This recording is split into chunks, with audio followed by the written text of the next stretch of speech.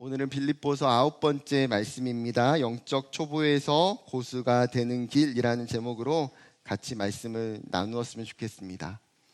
여러분, 전라남도 나주에 가면 유명한 것이 두 개가 있습니다. 뭘까요? 나주 배, 그 다음에 나주 곰탕. 두 가지가 유명해요. 몇 년 전에 제가 처음으로 나주에 방문할 일이 있었습니다. 나주 곰탕이 유명하다고 하니까 제가 검색을 해서 또 아는 분이 소개를 시켜주셔가지고 가장 유명하다고 하는 원조 집에 찾아갔어요. 4대째 100년 동안 그 자리에서 곰탕집을 했던 집에 갔습니다. 사실 저는 개인적으로 곰탕을 좋아하지도 않고 제 돈 들여서 사 먹지도 않아요. 그런데 제가 이 집에서 나주 곰탕을 먹는 순간 말할 수 없는 큰 은혜를 받았어요. 얼마나 맛있는지 몰라요. 얼마나 맛있는지. 알고 보니까 새벽에 사장님이 3시에 나와서 혼자 재료를 준비해서 혼자 국을 끓입니다. 그리고 나서 아침 일찍 종업원들은 와서 나머지 재료만 넣고 손님들에게 곰탕을 제공하는 집이에요. 여러분, 왜 혼자 새벽 3시에 나올까요? 기본적으로 적은 양을 끓이는 것도 아니에요. 엄청나게 많은 양의 솥단지를 끓여요. 근데 왜 혼자 나올까요? 비법을 알려주기 싫어서. 보통 막 그런 말도 있잖아요. 며느리에게도 막 비법 잘 안 알려준다고 하잖아요. 사장님이 아무에게도 비법을 안 알려줘요. 그렇기 때문에 어떻게 보면 자기만의 분명한 맛과 철학이 있을 수 있긴 해요. 음식점들은 그런 고수가 운영하는 음식점들이 많이 있죠. 개인적으로는 이런 고수의 비법이 공개되면 다른 나주 곰탕집도 제대로 된 맛을 찾지 않을까라는 생각이 들긴 합니다. 여러분, 신앙도 믿음도 어쩌면 아직까지 초보가 있고 아직까지 그 맛이 나지 않는 연약한 신앙에 있는 사람들이 분명 있습니다. 신앙이 또 많이 훈련이 되고 성장한 고수가 있을 수도 있어요. 여러분, 오늘 성경에 기록하고 있는 이 바울은 어떤 사람입니까? 신앙적으로 보면, 영적으로 보면 바울은 굉장히 고수예요. 신앙이 높은 사람입니다. 그가 오늘 빌립보 공동체 가운데에 지금 이 성도들을 향하여서 신앙이 연약하고 신앙이 초보에 있는 사람들에게 굉장히 중요한, 신앙적으로 성장할 수 있는 중요한 내용을 두 가지를 짚어주고 있다라는 거예요. 여러분, 오늘 말씀을 통해서 우리 개인에게도 이 부분들이 잘 적용이 되었으면 하는 마음입니다.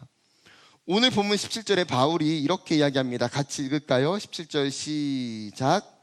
형제들아, 너희는 함께 나를 본받으라. 그리고 너희가 우리를 본받은 것처럼 그와 같이 행하는 자들을 눈여겨보라. 지금 바울이 뭐라고 이야기합니까? 나를 본받으라고 이야기해요. 여러분, 이 문장만 놓고 보면 바울이 지금 빌립보 교회 성도들에게 자신을 추종하라는 것처럼 해석할 수도 있어요. 여러분, 바울이 과연 교만해져서 마치 자신을 교주처럼 떠받들라고 이야기하는 걸까요? 아니요. 여러분, 이 표현은 자신을 자랑하거나 자신을 내세우기 위한 의도가 결코 아니에요. 자신이 가지고 있는 신분이나 특권이나 지금까지의 업적을 본받으라는 것도 아닙니다. 여러분, 보통 사람들에게 이런 표현은 이 표현을 하고 있는 본받을 대상이 주인공이에요. 그런데 바울은 이 표현 속에서 자기 자신이 결코 주인공이 되지 않습니다. 그렇다면 왜 자신을 본받으라고 이야기합니까? 자신의 무엇을 본받아야 될까요? 여러분, 그 본받을 내용이 뭐예요? 그 본받을 내용을 알게 되면 왜 자신을 본받으라고 하는지를 이해하게 돼요. 여러분, 바울이 의도적으로 빌립보 성도들에게 본받으라는 자신의 삶에 나타나는 모습들이 무엇입니까? 그리스도를 위해서 내 모든 것을 내어놓는 것, 그리스도를 위해서 그분을 아는 것이 가장 삶에 가치 있고 고상하게 여기는 것, 그리스도를 위해서 나의 고난도 기뻐할 수 있는 삶, 그리스도를 위해서 그 표대를 향하여 전진하는 것, 결국에 여러분, 그의 삶에 선명하게 나타나는 한 가지가 있어요. 무엇입니까?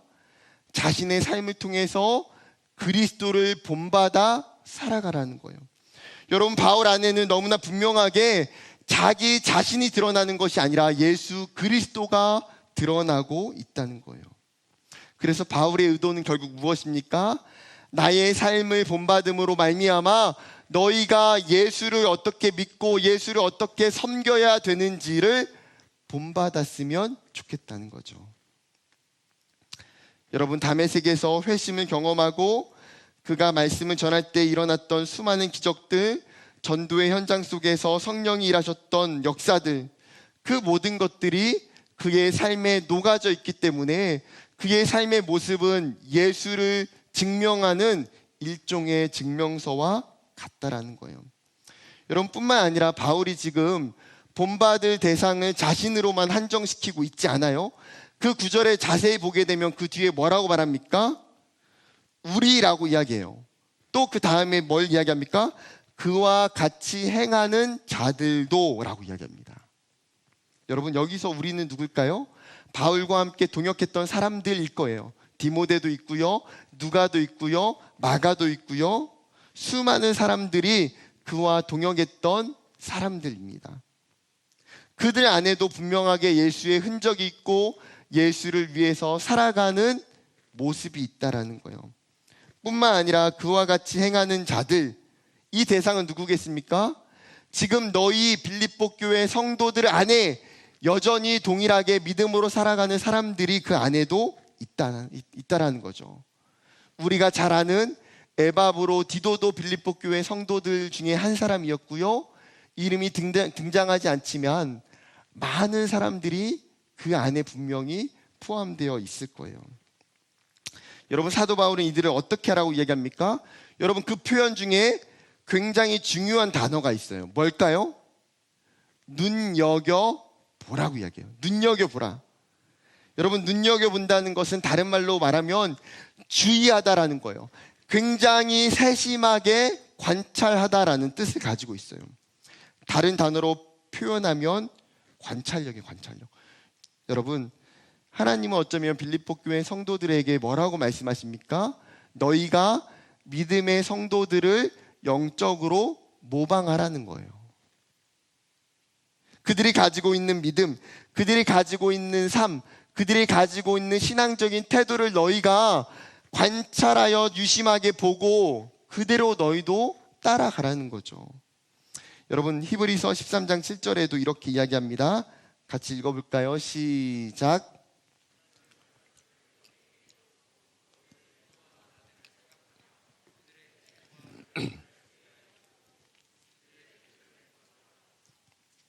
너희를 인도하던 자들, 누굽니까?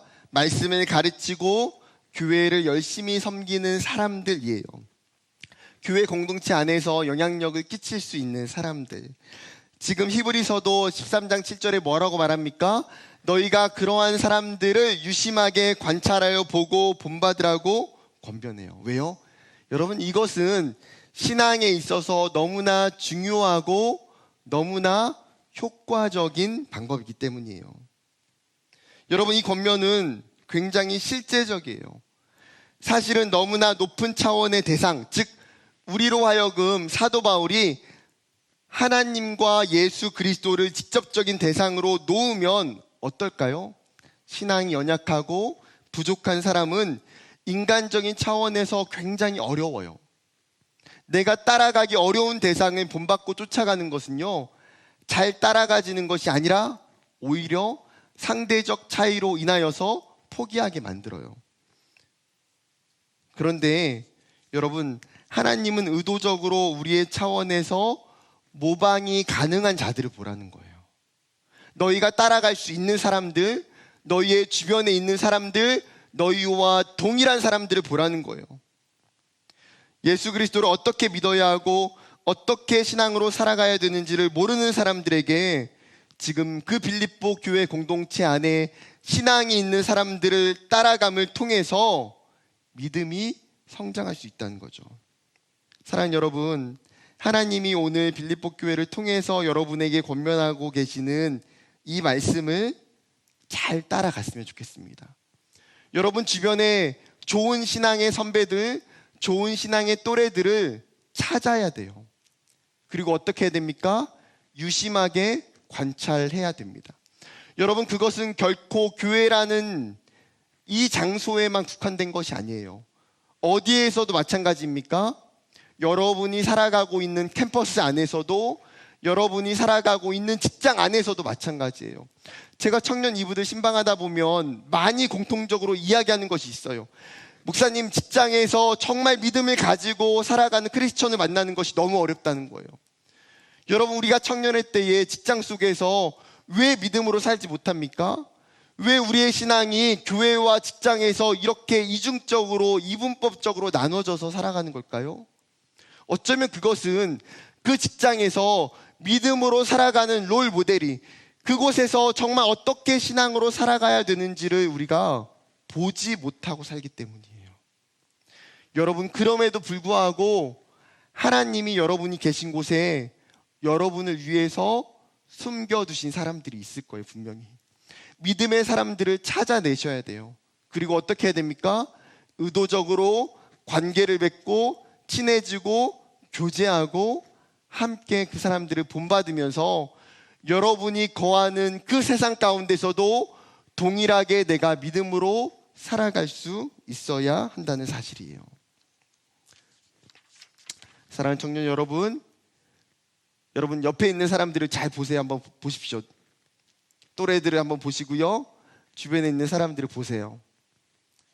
내가 본받을 사람이 누군지 보이십니까? 알고 계세요? 여러분, 그것이 지혜예요. 영적인 지혜가 있는 건 누구냐고, 저 사람이다 하는 거예요. 저 사람이다. 내가 보고 배울 수 있는 사람이 저 사람이다. 그러면 그 사람과 함께 해야 됩니다. 여러분, 반면에 18절에 보게 되면요, 어떤 사람들을 보니까 잘못된 모델을 본받는 사람도 있어요. 꼭 그래요. 좋은 케이스가 있는 반면에 반대로 좋지 않은 케이스를 가지고 있는 사람도 있기 마련이에요. 도움이 되는 선배, 도움이 되는 친구를 사귀면 괜찮은데 꼭 어때요? 만나면 마이너스가 되는 사람들을 사귀는 사람들도 있어요. 그것도 은사예요. 그것도 은사야. 참 어려운데. 그러면 어때요? 신기한 게, 내가 잘못된 모델을 보고 따라가는지를 알아요? 몰라요? 몰라요. 바울이 지금 이와 같은 사람들을 표현하면서 뭐라고 말합니까? 그리스도의 십자가의 원수라고 이야기해요. 그러한 사람들을 그리스도의 십자가의 원수래요. 바울이 이 사람들을 향하여서 눈물을 흘리며 아파하고 있어요. 여러분, 바울이 간절하게 설득하고 있는 여러 사람들, 그리스도의 십자가의 원수라고 불리는 이 사람들은 누굴까요? 성경은 이 사람들이 누군지 명확하게 이야기하지 않지만 그 특징을 설명하고 있습니다. 19절 말씀입니다. 19절 같이 읽어볼까요? 시작.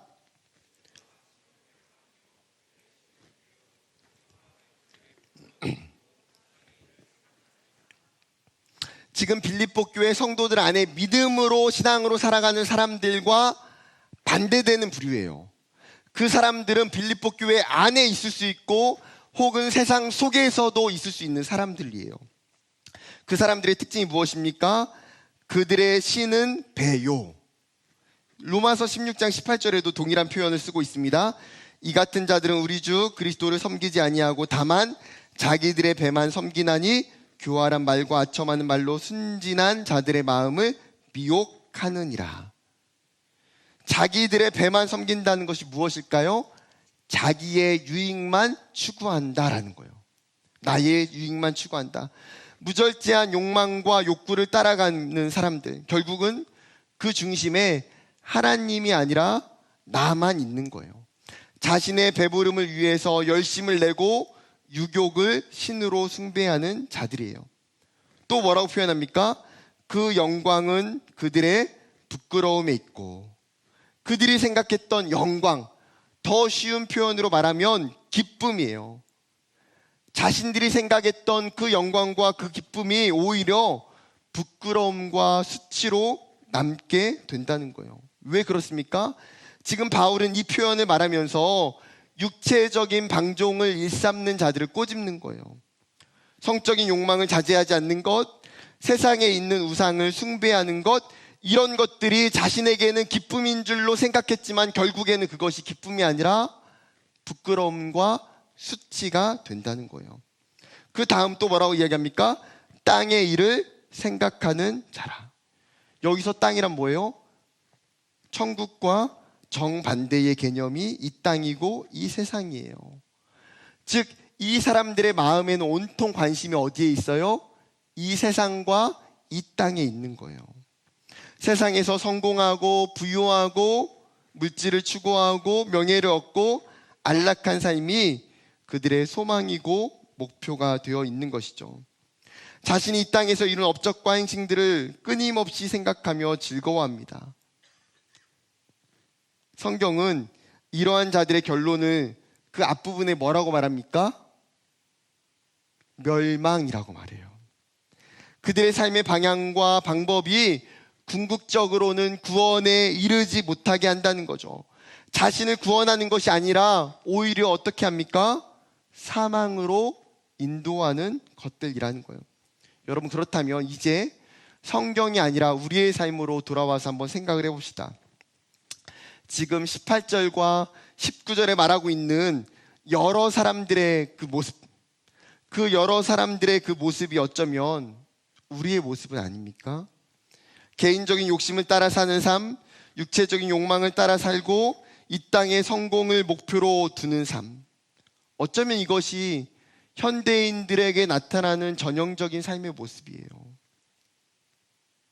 중요한 것은 지금 빌립보 교회 성도들 가운데서도 예수를 믿기로 결단하고 예수를 믿고 살아가는 사람들 가운데서도 이러한 가치관을 가지고 이렇게 살아가는 사람들을 쫓아가는 자들이 있다라는 거죠. 여러분, 우리는 어떻습니까? 이것이 우리의 모습이진 않습니까?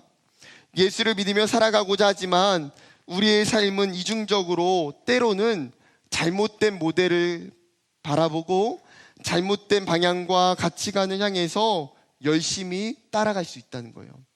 여러분, 그러면 이 이야기를 하고 있는 사도 바울의 그리고 하나님의 의도가 무엇이겠습니까? 너희가 이러한 자들과 동일하게 그리스도의 십자가의 원수가 될 수 있다는 거예요. 내가 이 땅의 일을 생각하고 이 땅에 있는 욕망과 욕구를 따라갈 때에 그 사람도 결국은 누구예요? 예수의 사람이 아니라 그리스도의 십자가의 원수가 된다는 거예요. 너희가 그들을 향하여 따라가지 말라는 거예요. 결국은 그 의도는 뭐예요? 너희가 세상 가운데에 분별력을 가지고 지혜를 가지고 정말 믿음으로 신앙으로 살아가는 사람들을 따라가야지 세상을 향하여 가는 사람들을 따라가지 말라는 거예요. 여러분, 저와 여러분의 선택은 이 두 가지예요. 믿음의 사람을 따라갈 건지 아니면 세상을 쫓아가는 사람들을 따라갈 건지. 사랑하는 청년 여러분, 우리의 관점은요, 우리의 목표는 이 땅에 두어서는 안 돼요. 그렇다고 이 땅을 무시하고 초월하여 살라는 것이 아닙니다. 이 땅을 뛰어넘는 신앙인이 되어야 돼요. 그렇다면 이 땅을 뛰어넘기 위해서는 무엇이 필요합니까? 결론은 20절이에요. 20절 말씀 같이 읽어볼까요? 20절 시작.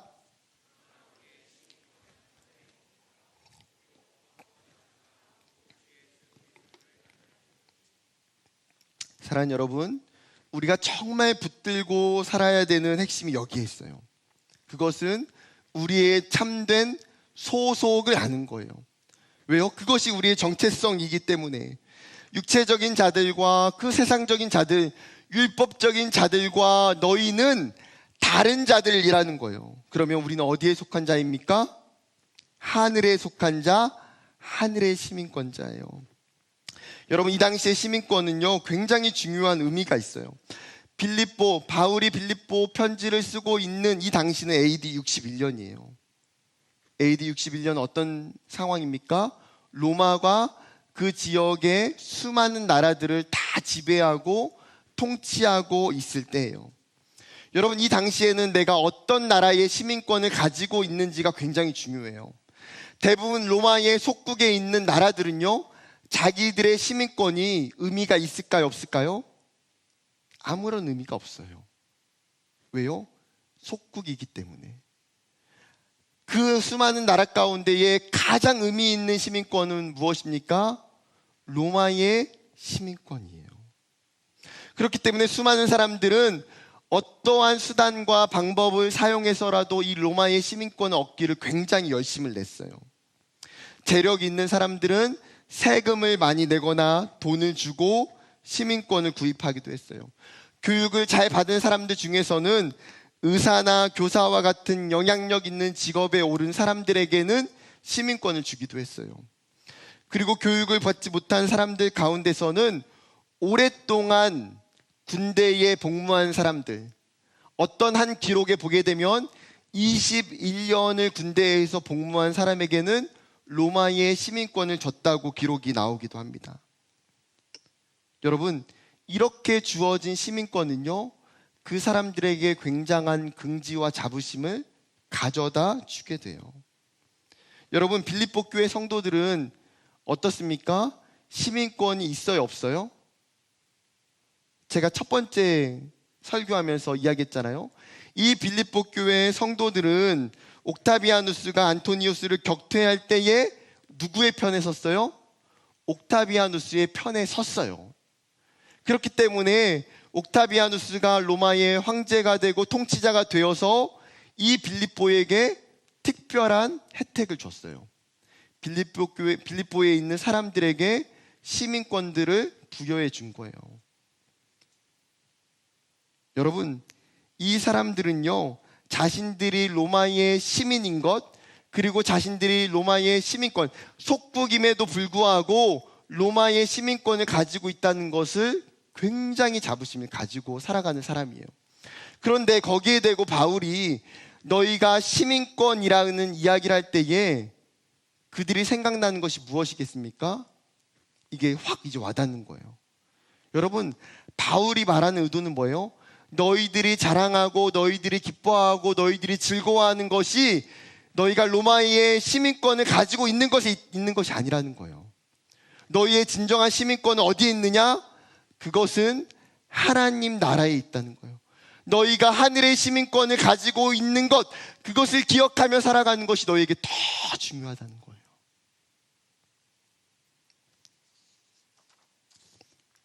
사랑하는 여러분, 우리의 소속도 어떻습니까?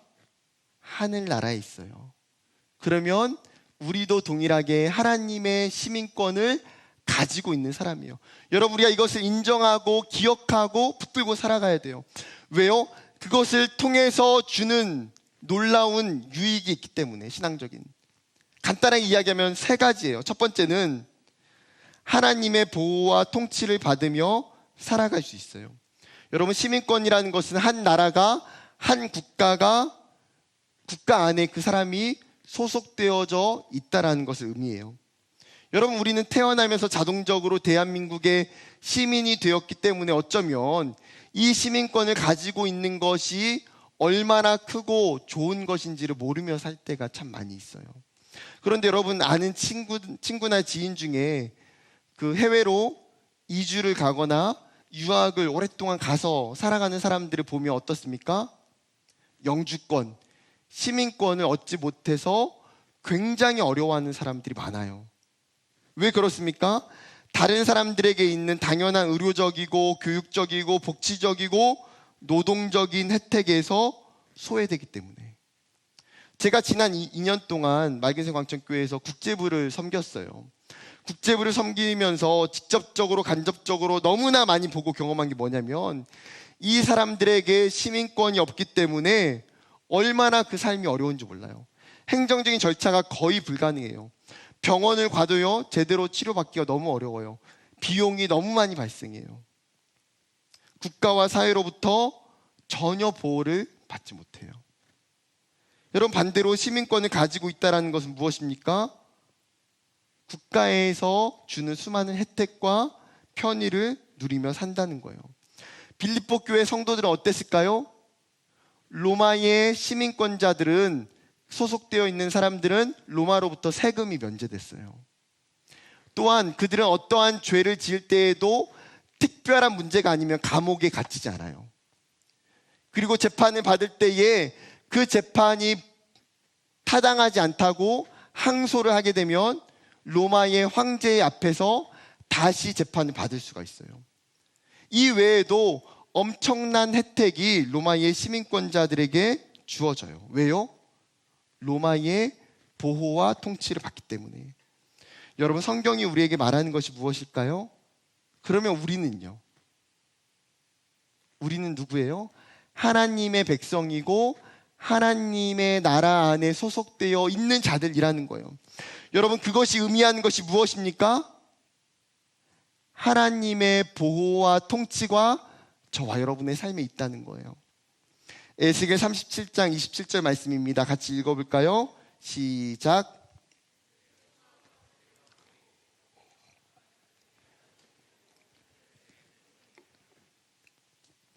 여러분, 하나님과 우리 사이에 영원한 언약이 있다는 거예요. 그 언약이 무엇입니까? 내가 너희의 하나님이 되고 너희가 나의 백성이 될 것이다. 즉, 우리의 시민권이 하늘에 있다는 것을 하나님이 결코 외면치 않으신다는 거예요. 하나님은 우리의 삶을 그냥 내버려 두시지 않는다는 거예요. 제 주민등록 등본에 보면 제 이름 밑에 3명의 아이들이 적혀져 있어요. 부모인 저와 아내에게는 법적으로 소속되어져 있는 대상들이죠. 그렇기 때문에 이 아이들이 저희 집에서 하루에 3끼를 먹어요. 잠을 자요. 집에 있는 옷을 마음껏 입고 냉장고를 열어서 먹고 싶은 것을 꺼내 먹어요. 제가 돈을 받을까요? 안 받을까요? 안 받아요. 여러분이 저희 집에 와서 하루에 3끼를 먹고 잠을 자면 제가 돈을 받을까요? 안 받을까요? 받아요. 받아요. 여러분과 저는 남남이기 때문에. 여러분, 제가 왜 저희 아이들에게 돈을 안 받아요?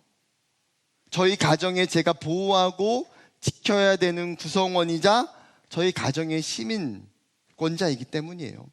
여러분, 하나님과 우리와 관계도 마찬가지예요. 스가랴 7장 8장 7절과 8절 같이 읽어볼까요?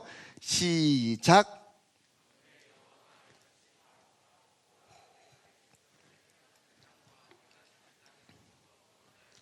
인도하여다가 예루살렘 가운데에 거주하게 하리니 그들은 내 백성이 되고 나는 진리와 공의로 그들의 하나님이 되리라. 지금 하나님이 이스라엘에게 말씀하시는 것이 무엇입니까? 너희가 나의 백성, 나의 시민권자이기 때문에 내가 반드시 너희를 구원하겠다는 거예요. 내가 너희를 보호하고 내가 너희를 인도하겠다는 거예요. 여러분, 우리의 삶에 하나님께 속해 있음을 우리가 분명히 깨달았으면 좋겠어요. 여러분, 우리가 살아가는 가정 속에서도, 캠퍼스 속에서도, 여러분 직장 속에서도 동일해요. 내가 하나님의 시민권자이기 때문에 하나님이 어떻게 하십니까? 저와 여러분의 삶을 구원하시고 보호하시고 지키시고 인도하신다는 것을 믿는 저와 여러분 되기를 주님의 이름으로 축복합니다. 두 번째 유익은 이 땅에서 자유하며 담대할 수 있어요. 여러분, 많은 사람들이 이 땅을 영원한 것처럼, 이 땅이 절대적인 것처럼 살아갑니다. 그러나 사실 우리가 알고 있는 것처럼 여러분, 이 땅은 영원하지도 절대적이지도 않아요. 굉장히 한시적이에요. 우리가 이 땅에서 살면 몇 년 살겠습니까? 길어봐야 80년. 정말 잘 살아봐야 100년이지 않을까요? 여러분, 내가 하늘의 시민권자라는 것은 그렇기 때문에 다른 말로 하면 무엇입니까? 이 땅은 뭐예요? 우리가 살아가는 임시 거처라는 거예요. 히브리서 11장 13절의 말씀 이렇게 이야기합니다. 이 사람들은 다 믿음을 따라 죽었으며 약속을 받지 못하였으되 그것들을 멀리서 보고 환영하며 또 땅에서는 외국인과 나그네임을 증언하였느니라. 여러분, 믿음의 사람들이, 믿음의 선진들이 고백하는 것이 무엇입니까? 내 삶은 어떤 삶이라고요?